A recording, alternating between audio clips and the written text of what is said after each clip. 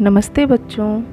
हम सहायक अध्यापिका कल्पना सचान, प्राथमिक विद्यालय सराय, ब्लॉक अमरौथा, कानपुर देहात से आज आपके सामने एक ऐसे महान व्यक्तित्व को लेकर आए हैं जिनका योगदान भारतीय स्वतंत्रता आंदोलन में बहुत ही अविस्मरणीय था। ये ऐसे व्यक्तित्व हैं जिन्होंने मातृभूमि को स्वतंत्र कराने हेतु अपना सर्वस्व न्यौछावर कर दिया।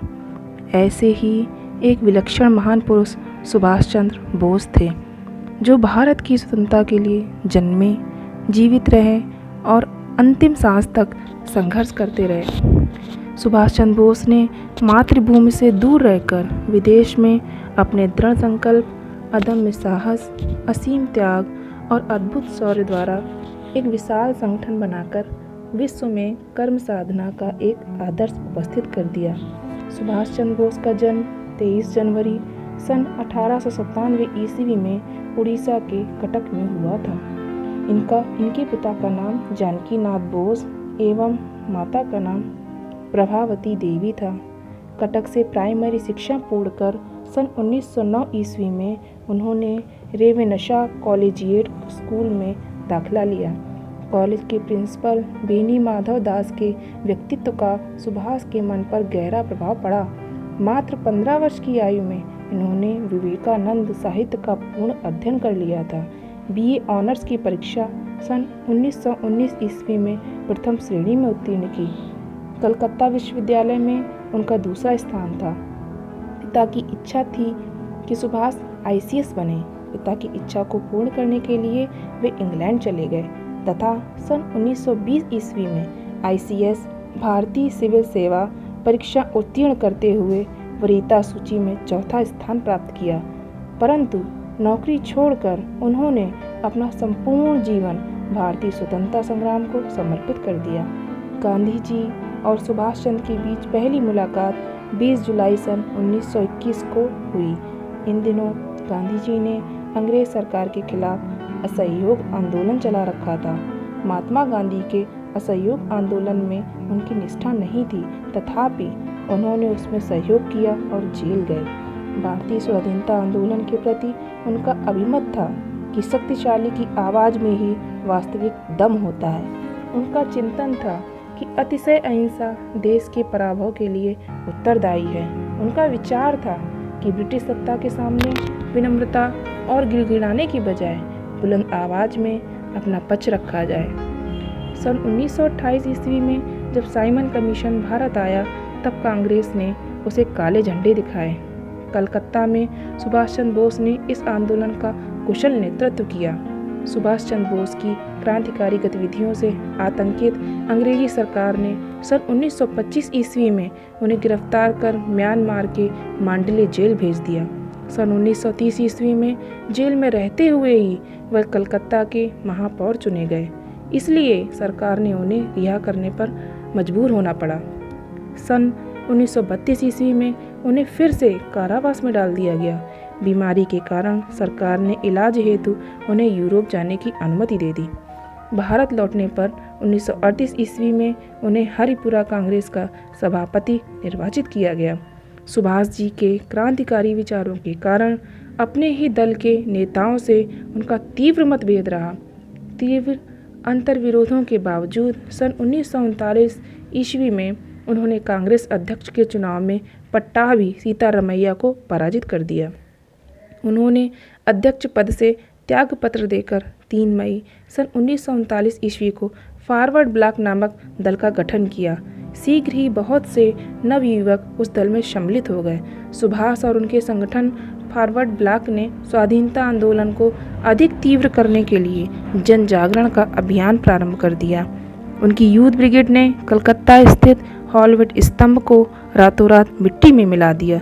इसके फलस्वरूप अंग्रेज सरकार ने सुभाष सहित फॉरवर्ड ब्लॉक के प्रमुख नेताओं को बंदी बना लिया। बंदी रहते हुए उन्होंने सरकार को चेतावनी देते हुए पत्र लिखा, मुझे मुक्त कर दीजिए, अन्यथा मैं जीवित रहने से इनकार कर दूंगा। इस बात का निश्चय करना मेरे बस में है कि मैं जीवित रहूं या मर जाऊं। शहीदों का खून धर्म का बीज होता है। मुझे आज अवश्य मर जाना चाहिए, जिससे भारत स्वतंत्र और प्रतापी हो। अपने देशवासियों को मुझे यही कहना है, भूलना मत कि दास्तां मनुष्य के लिए सबसे पहला पाप है। इस पत्र का सरकार पर गंभीर प्रभाव पड़ा। उनके आमरण अनशन के कारण सरकार को उन्हें रिहा करना पड़ा। इस समय द्वितीय विश्व युद्ध चल रहा था, अतः सरकार नहीं चाहती थी कि युद्ध के दौरान सुभाष मुक्त रहें, अतः उन्हें नज़रबंद कर दिया गया। जनवरी सन 1941 ईस्वी में पुलिस को चकमा देते हुए वह वेश बदलकर गायब हो गए और जर्मनी पहुंच गए। दिसंबर सन 1941 ईस्वी में जापान ने अंग्रेजों के विरुद्ध युद्ध की घोषणा कर दी। 4 जुलाई सन 1943 ईस्वी को सुभाष चंद्र बोस ने आज़ाद हिंद फौज की कमान संभाली। आज़ाद हिंद फौज के सिपाही उन्हें नेताजी कहते थे। जय हिंद, दिल्ली चलो, लाल किला हमारा है, तुम मुझे खून दो, मैं तुम्हें आज़ादी दूंगा आदि उनके जीवंत नारे थे। 21 अक्टूबर 1943 ईस्वी को आज़ाद हिंद फौज के सर्वोच्च सेनापति की हैसियत से उन्होंने सिंगापुर में भारत की अस्थायी सरकार की स्थापना की। इस सरकार को कुल 9 देशों ने मान्यता दी। उन्होंने आज़ाद हिंद फौज का मुख्यालय सिंगापुर एवं रंगून में बनाया। उन्होंने रानी झांसी रेजिमेंट के नाम से स्त्री सैनिकों का भी एक दल बनाया। जुलाई सन 1944 ईस्वी में सुभाष चंद्र बोस ने आज़ाद हिंद रेडियो पर बोलते हुए गांधी जी को राष्ट्रपिता संबोधित करते हुए कहा कि भारत की स्वाधीनता का आखिरी युद्ध शुरू हो चुका है। राष्ट्रपिता, भारत की मुक्ति के इस पवित्र युद्ध में हम आपका आशीर्वाद और शुभकामनाएं चाहते हैं। जापानी सेना के सहयोग से आज़ाद हिंद फौज ने अंडमान और निकोबार द्वीप पर विजय प्राप्त कर अंडमान का नाम शहीद द्वीप और निकोबार का नाम स्वराज द्वीप रखा। इसी क्रम में दोनों फौजों ने मिलकर इम्फाल और कोहिमा पर आक्रमण किया।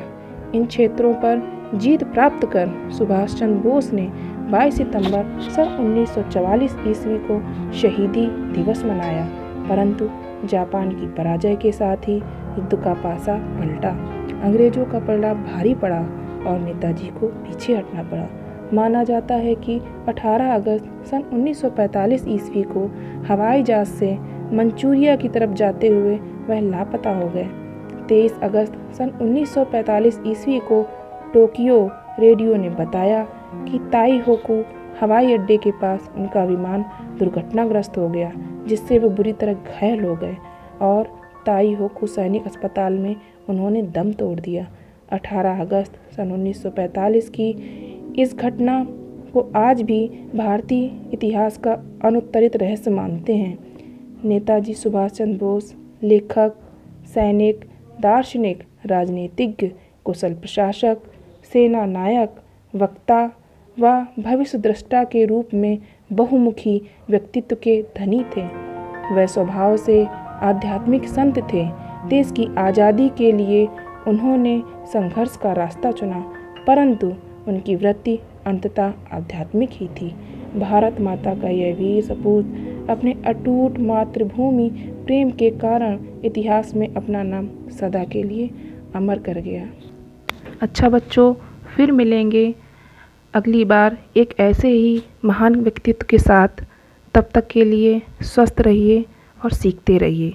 धन्यवाद।